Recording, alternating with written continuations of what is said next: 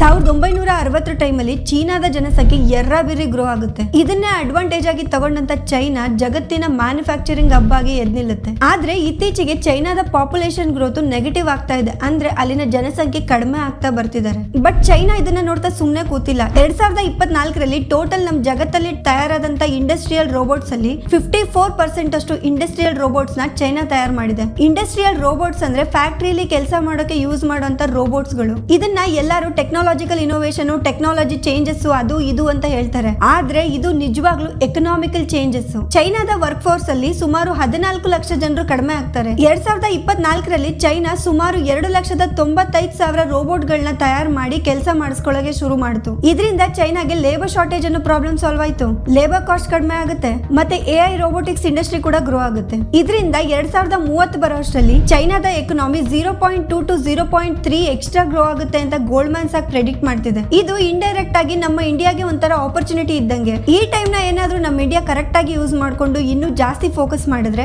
Future ಅಲ್ಲಿ ನಾವು ಕೂಡ ಮ್ಯಾನುಫ್ಯಾಕ್ಚರಿಂಗ್ ಹಬ್ ಆಗೋದ್ರಲ್ಲಿ ಡೌಟೇ ಇಲ್ಲ. ಇದ್ರ ಬಗ್ಗೆ ನಿಮ್ಗೆ ಏನ್ ಅನ್ಸುತ್ತೆ?